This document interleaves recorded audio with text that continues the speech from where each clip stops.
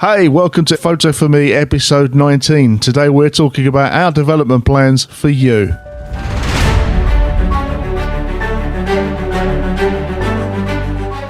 So thanks very much for joining us. This week's question for artists is, what's the strangest thing you've seen shown up in live search? Comment on your answers below. If you're enjoying the weekly updates and artist podcasts, drop a like, hit the subscribe button and click the notification bell to stay up to date with the latest changes to your platform. I'm going to introduce the team. I'm Mark and I'm responsible for member success. We have Dan who takes care of social media, and we got Mike who runs the day-to-day operations. Hey guys. So I'm going to jump in and do our first time sellers from the past 7 days here. And I've got a good healthy list here, so bear with me. We have Chun Ju Woo, Kelly Lynch, Brian Fullerton, Photography by LG, Julie Devine, Joaquin Corballan, Watch and Shoot, Jonathan Bird, Sue Hasker, John Alsop, Steve Love, Darren Kingshot, Alessandro Ricardo Uva, Colin Baird, Jeanette Tier, Anne Renfrew, David White and Philip Chalk. And our top 5 sellers from the past 7 days are Jay Biggerdyke, Paul F. Prestige, Philip Vale, Ian Hayworth and Martin Jones. And some of those guys have actually featured on this podcast, so there you go, there's a big shout out to them guys. So Dan, what's going on in social media? Lovely. So the editor's choices this week, we have Simon Wrigglesworth with Slipping Into Darkness, Robin Hunter with Dunstanburgh Castle Star Trail, Adrian Evans with Avro Lancaster Bomber, and Heidi Stewart with Colourful Beach Huts at Amble. And the top 5 searches of the past 7 days from the time of this recording, we have Jersey Channel Islands at number 1, Algarve at number 2, Palenza at number 3, Spitfire at number 4, and the Lake District at number 5.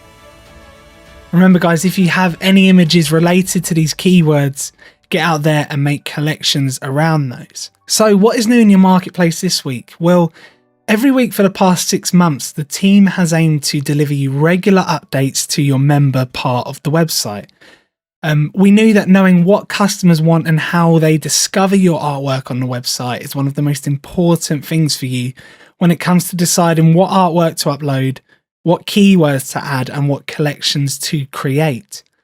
The real-time tools show you this, and now that we're all in a position where we know exactly what customers want and how we can optimize our portfolios, the team will be shifting their focus onto the commercial side of the website. So what does that mean? Well, now that you know what customers want, it's time for us to help improve your discoverability by showing them what they want.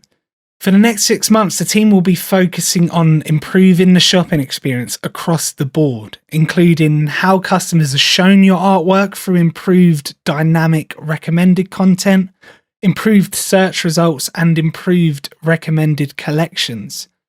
We'll also be adding beautiful landing pages, which Mark will tell you about soon. The details of these improvements will be revealed as and when they are ready. And while member updates may slow down slightly, our entire community will benefit dramatically from the improvements that we have planned on the commercial site going forward. So really exciting times ahead, but in the short term, here are some things for you to look forward to. The portfolio navigation has been improved by adding a forward and back button to your image viewer, and the ability to see only your images in the real-time views will be available tonight. And next week, you'll be able to filter by date. This means that you will now have access to historical picture view data. You can see which of your pictures people are most interested in, see how they discovered them if it was a keyword or a collection, and see which of your images you should be uploading more of. As this is such a big technical change to our back end of the website, data will be recorded from a set date, which is likely to be March 1st. So while we won't be able to see previous data from the years behind us, we'll be able to start recording data from this date, and you guys will be able to see exactly which of your images are being viewed. So really exciting times ahead for us all. Mark, what's going on in your section? Thanks, Dan. Remember, the Make Mother's Day campaign is still live. Guys, let your audience know they can use the code MUM2021 to get 15% off of your artwork, and this is a great way to help you get more sales. For guaranteed Mother's Day delivery, the cut-off times are as follows. So we got 5 p.m. on March the 5th for framed prints and midnight March the 10th for everything else. So tonight and during the day on Friday, do a big push on frame prints. These are our most popular, and you can encourage your audience to buy one in time for Mother's Day. Within our commercial website improvements, we'll be adding new ways for customers to discover your artwork. With our focus shifting to the customer side of the website, you can have your artwork discovered in new ways. There have been many requests from you all to have your categories that better represent your artwork, and an example of that would be wildlife. With the developments that we've got planned, customers will be able to be inspired by beautiful, dynamic landing pages for these categories that will be populated with the relevant content. Essentially, now you have all the tools that customers want, we can start presenting the customers what they want in an engaging new way. So as ever, don't forget to check out the magazine, which is magazine.photo4me.com. And if you have any ideas for a feature story that you think would be worth including in the magazine, please let us know by sending an email with magazine in the title to customercare@photo4me.com.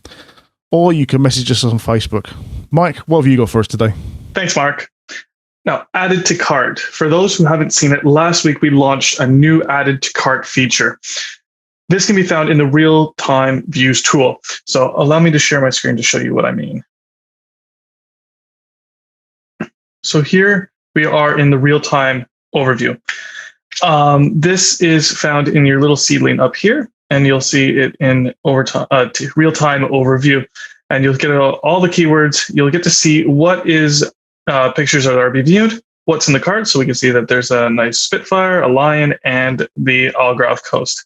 And then we can see that this picture here is sold in the last 20 minutes.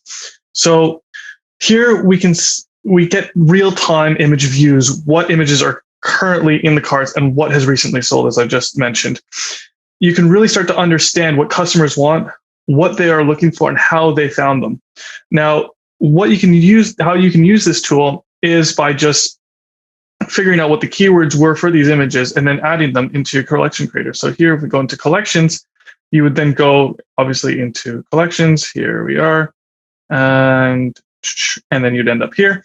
And with this, you can then start to manage your portfolios and add those keywords into the images that you think, hey, you know what, I have a chance of selling this. I think that's a great picture. And then you can hopefully get some interest in the images. And this will really benefit you over time by keeping an eye on the images that are currently being looked at and then tweaking your keywords accordingly.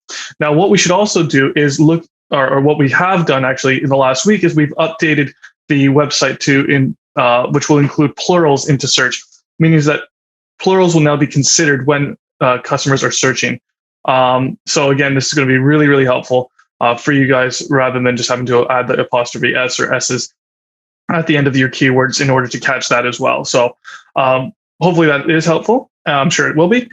And so the last thing I also do want to mention about keywords is make sure that when you type in a keyword, you do the variations. So meaning if you have a word, for instance, like Land's End, but then somebody looks up ends land for some reason, your picture wouldn't necessarily show up because the search looks exactly and matches exactly what the customer writes to what you have as a keyword. So it won't flip the words around. It's only matching exactly what's there. So also using this tool of the keywords up here, so fighter jet, jet plane, Norfolk sunrise, etc. If you notice that there is some spelling mistakes, it is advisable, and they're common spelling mistakes or ways or other sort of areas that are known as, add those into your keywords too. So if you notice that the same keyword keeps on getting misspelled, add that into your pictures, because that will just give you a better chance of selling, because people just mistakenly put like an I or a Y or something like that into their keywords. Then your images have a chance of being viewed also. So do keep an eye on that. That's a pro tip for you in that regard. So thanks a lot, and see you next week. And back to you, Mark. So thanks for that, Mike. And so this week we covered our future development plans. And remember, if you want to get involved with the podcast, reach out to us on Facebook. And don't forget to like and subscribe us on social media at photo4me.com. Thanks, guys, and we'll see you next week for episode 20.